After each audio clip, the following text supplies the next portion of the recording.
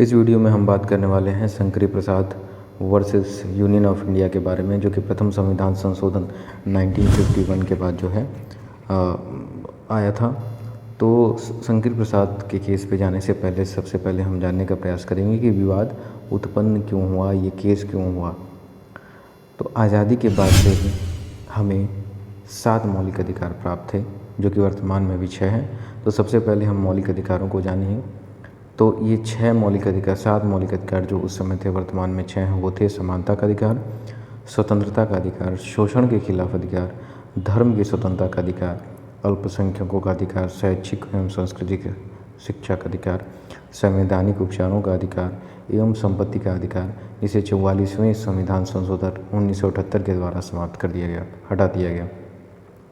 तो ये जो है, ये 44वां संविधान संशोधन के द्वारा जो संपत्ति का अधिकार था, ये सारे विवाद का जड़ और सारे केस का जड़ जो है वो यही है। जैसा कि आपको पता होगा, भाग 4 के संविधान में दिया हुआ है कि नीति निर्देशक तत्व, नीति निर्देशक DPSP directive principles of state policy, जो कि लोक कल्याण के लिए नीतियाँ तैयार करेगा। ठीक है, तो इसमें एक पॉइंट ये भी है कि संपत्ति का बंटवारा हो, जैसे कि किसी के पास अधिक संपत्ति ना हो, अधिक से अधिक सार्वजनिक संपत्ति हो, जिससे अधिक से अधिक लोगों को लाभ पहुंच सके। तो ये जो है, इन्हीं दोनों पॉइंट को लेके शंकरी प्रसाद का जो केस हुआ था, लगभग इसी से मिलता जुलता है।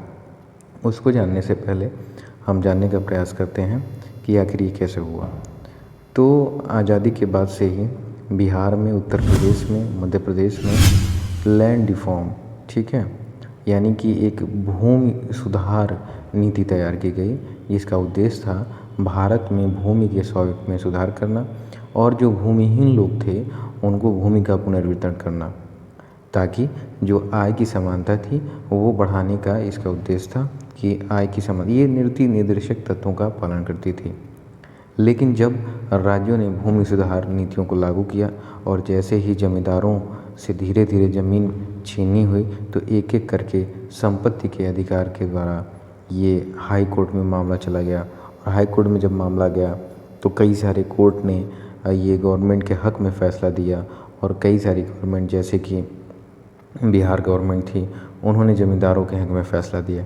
तो ऐसा एक मामला है शंकरी प्रसाद वर्सेस यूनियन ऑफ इंडिया। ये शंकरी प्रसाद एक ज़मींदार थे जिनकी बहुत सारी ज़मीनें थीं, और जब बिहार में भूमि सुधार करने के लिए भूमि सुधार नीति तैयार की गई, तो उनकी कई सारी ज़मीनें जो है वो छीन ली जाने लगी। जब इनकी ज़मीनें छीनी जाने लगी तो ये high court, Bihar Patna high court की जो है, वहाँ पे इन्होंने शरण लिया और कहा कि भाई ये तो मेरा फंडामेंटल राइट, जो संपत्ति का अधिकार जिसकी हम बात कर रहे हैं, उसको छीना जा रहा है। हाई कोर्ट ने शंकरी प्रसाद के हक़ में फ़ैसला दिया कि हाँ, ये आपका फंडामेंटल राइट जो है उसको छीना जा रहा है, संपत्ति का अधिकार आपका मौलिक अधिकार है। तो अब देखिए, उत्तर प्रदेश और मध्य प्रदेश में क्या हुआ, सरकार के हक़ में फ़ैसला हुआ, लेकिन वहीं पे बिहार में क्या हुआ कि ज़मींदारों के हक़ में फ़ैसला हुआ। यानी कि एक ही कोर्ट अलग अलग फ़ैसला दे रही है। अब सरकार के सामने ये मसला खड़ा हो गया कि हम कैसे इस भूमि सुधार को लागू करें ताकि किसानों को लाभ हो सके, गरीबों को लाभ हो सके। तो उसको, इस लाभ को जनमानस तक पहुंचाने के लिए उन्होंने क्या किया कि फर्स्ट अमेंडमेंट 1951 किया। जो फर्स्ट अमेंडमेंट 1951 था, वो उसमें इन्होंने 3 चीज़ें की हैं। पहला तो 31A उसमें शामिल किया, दूसरा शामिल किया 31B, और तीसरा इन्होंने 9वीं अनुसूची को शामिल किया।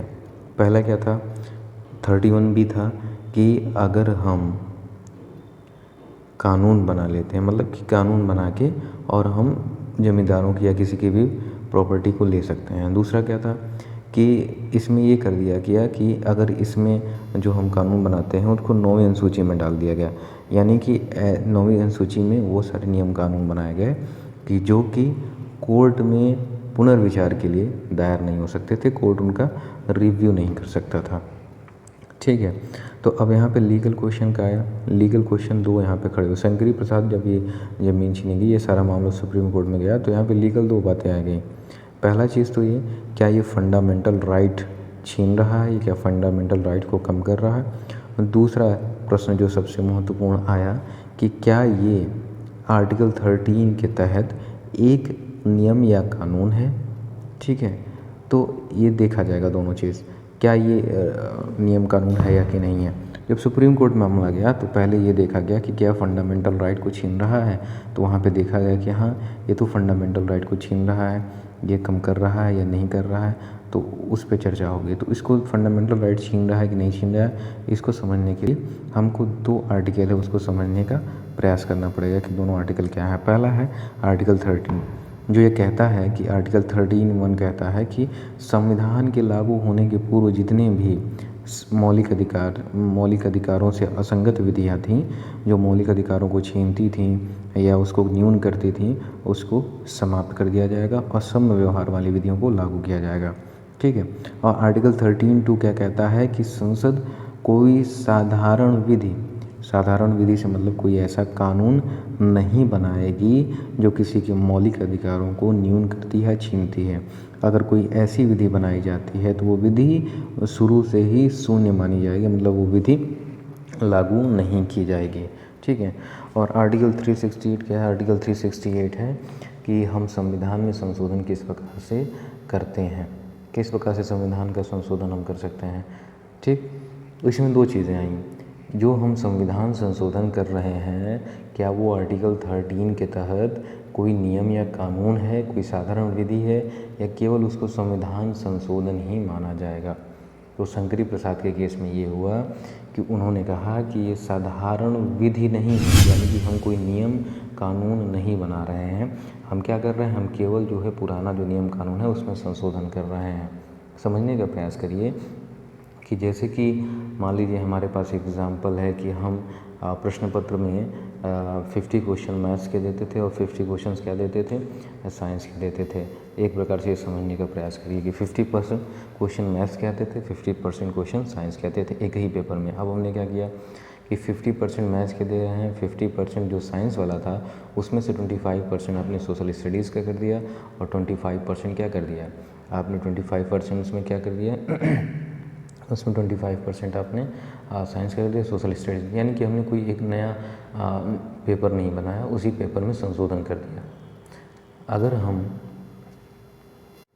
अगर हम एक नया पेपर बनाते तो उसमें क्या होता, उसमें होता ये कि हमको एक अलग से सोशल स्टडीज़ का पेपर बनाना पड़ता और एक अलग से साइंस का पेपर बनाना पड़ता, लेकिन हमने उसी को संशोधन कर दिया, उसी को उसमें क्या कर दिया, शामिल कर दिया। तो सुप्रीम कोर्ट ने ये माना कि ये जो है ये कोई नया कानून नहीं बना है, कोई साधारण कानून नहीं बना है, और अगर गवर्नमेंट चाहे, सरकार चाहे, संसद चाहे तो साधारण विधि इसको न मानते हुए संशोधन करके हमारे फंडामेंटल राइट को छीना जा सकता है या फिर कम किया जा सकता है। इसका मतलब क्या है? इसका मतलब स्पष्ट था कि सुप्रीम कोर्ट ने कहा कि अगर हमारे ये संविधान के निर्माताओं ने सोचा होगा कि इस फंडामेंटल राइट में संशोधन की आवश्यकता नहीं है, तो स्पष्ट उन्होंने लिखा होता कि नहीं, इसमें संशोधन नहीं हो सकता है। परंतु चूंकि उन्होंने लिखा है कि इसमें संशोधन हो सकता है, इसीलिए इस संशोधन द्वारा फंडामेंटल राइट को कम किया जा सकता है या छीना जा सकता है, और ये कोई साधारण विधि नहीं है, ये कोई कानून नहीं है, ये जो है ये केवल और केवल संविधान संशोधन है। तो आशा है कि आपको संविधान संशोधन और साधारण विधि समझ में आई होगी, उसके साथ में ही ये शंकरी प्रसाद वर्सेस यूनियन ऑफ इंडिया का केस भी समझ में आया होगा, जिसमें सुप्रीम कोर्ट ने ये सीधे सीधे कहा कि अगर संसद चाहे तो हमारे मौलिक अधिकारों को न्यून कर सकती है, कम कर सकती है, और ये कोई नियम कानून नहीं होगा बल्कि एक संविधान संशोधन होगा। अगर वीडियो अच्छा लगा हो तो चैनल को लाइक करिए और सब्सक्राइब करिए। धन्यवाद।